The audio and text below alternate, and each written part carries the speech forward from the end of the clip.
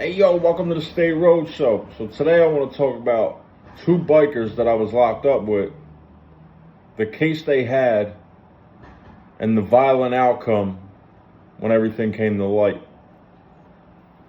So at this point, it was 2007, I was in Bucks County. Now, I talked about Bucks County before. We were on the intake block. Now, there was two bikers from this biker group, the Breed. Now, the Breed operated in New York, New Jersey, and Pennsylvania. So they had these dudes spread out. It was like a 18-man indictment or something. They got a lot of them, right? So they're in there and they're pretty cool dudes and this and that. I was chopping it up with them and shit like that. You know, they were cool dudes. So one day, this dude, the one dude gets his discovery. Now, your discovery is the paperwork with all your charges, all your co-defendants, all the evidence they have against you. It comes from your lawyer. Your lawyer keeps a copy and gives you a copy. Now they're going through this indictment discovery, and it's about this thick. You know, on big cases like this, I mean, they got caught with a lot of meth labs, you know, machine guns, shit like that. Just doing the most, right? So him and his boy, the other club member, they're going through the paperwork.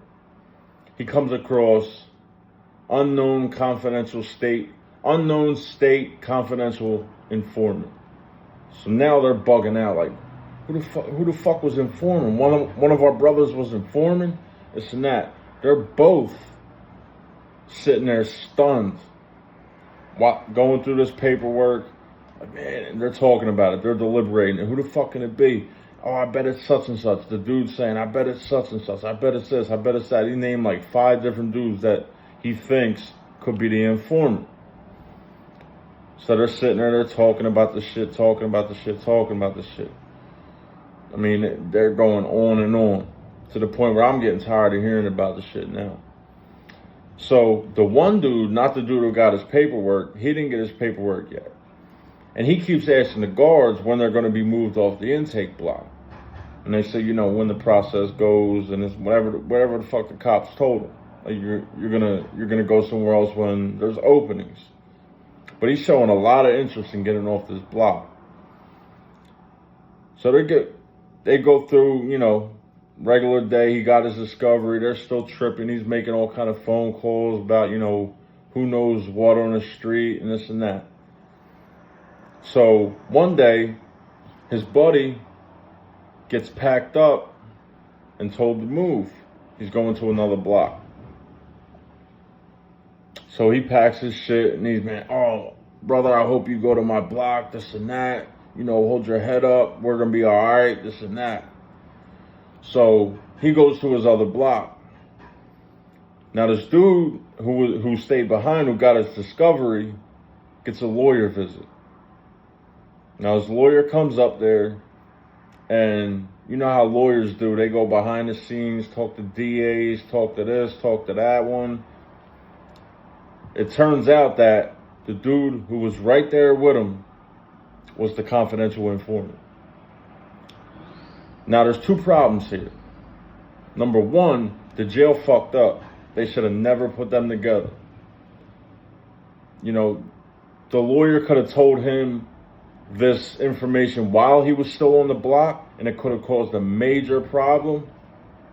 And the DA and everything should make sure they stay separated, but they don't. People think, oh, you know, I'll tell on this dude, I'll never see him. They'll make sure I'll never see him. Bullshit. You're going to see him. You know, there's a lot of times they do keep them separated, but if you don't take PC from the rip, like if you feel like you're not going to get found out, there's a high chance that you can end up being right next to the dude you snitched on, and vice versa. So he comes back from this lawyer visit sick, just fucking sick, white in the face, this and that. He don't know where this dude is in the jail. Well, turns out the dude checked in. He knew he was the informant. He knew dude was probably going to find out about it. I mean, I was surprised that dude's lawyer found out he was the informant because the state usually keeps that shit tight-lipped. But he must have had connections. He had a high-priced lawyer. Like, these dudes were getting money on the street. Like, their case involved like $150,000 worth of meth. Like, it was just, like I said, a crazy loaded case. So this dude's fucking flipping. He comes back from this lawyer visit, he's flipping. I'm gonna kill this motherfucker, this and that, blah, blah, blah. You know, he's not saying it too loud, but he's saying it to us. So there's a lot of bloods in Bucks County because Trenton's right over the bridge. So the blood, we had a couple bloods in this room, and there was this one blood dude in the corner who was funny as shit. I mean, the dude was funny as shit. Like, we would bid with this dude. He had us laughing a lot. Like, he was funny, right? So this dude's sitting there talking constantly about this case and shit like that. And this dude, the blood dude in the corner goes, "Man, all y'all bikers some rad-ass ninjas." That shit was funny as hell. And he followed it up with the kind of laugh where, you know, they go. Everybody was dying. So this dude got embarrassed. He's already pissed off. The blood dude didn't give a fuck. So they get up and they start rumbling. He says, "What the fuck you say? This and that." Got up, started rumbling. Cops didn't find out about it. So they rumble, they get their shit off and this and that. They didn't talk for the rest of the time. So dude's going through it. He found out he got snitched on. Just got in a fight with a lot of bloods in the jail. You know, you don't know where that could lead. That could lead to fucking you being fucked. So anyway, he eventually gets moved to D block. So he's over there and this and that. He goes to chow one day and he sees the dude going to chow. We weren't going to chow. He wasn't going to chow. He seen the dude headed to chow. So he hollers at him, "Yo, what block you on?" He turns around and says, "E block." Now, there was 2 blocks in this jail that was designed for either PC or pedophiles. And it was E and F. So he's on E block. That set off alarm bells. What? Dude's on a PC block? But he didn't have enough time to talk to him about it. So they kept it moving. He comes back to the block, knowing that this dude checked in. Now, why the fuck did he check in if he really didn't tell him, if he really wasn't the informant? He's sitting there going through my paperwork with me, knowing that he's the informant. It's like somebody that steals something from you and helps you look for it. Some crazy shit. So he's sitting there going through it. He wants to do something to this dude. So what he winds up doing is he checks in. Now, like I said, the state, the jail, don't know that these 2 are co-defendants. They let him check in. I'd say 2 hours later. In Bucks County, when a fight or an incident happened, it would come over the loudspeaker, "Code 99, Code 99, Code 99.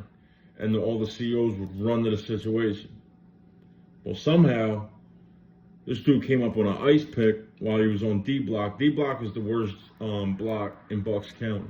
So that type of shit was around. He came up on an ice pick and went over there and aired that dude out. Aired his brother out. So his brother got rushed to the hospital.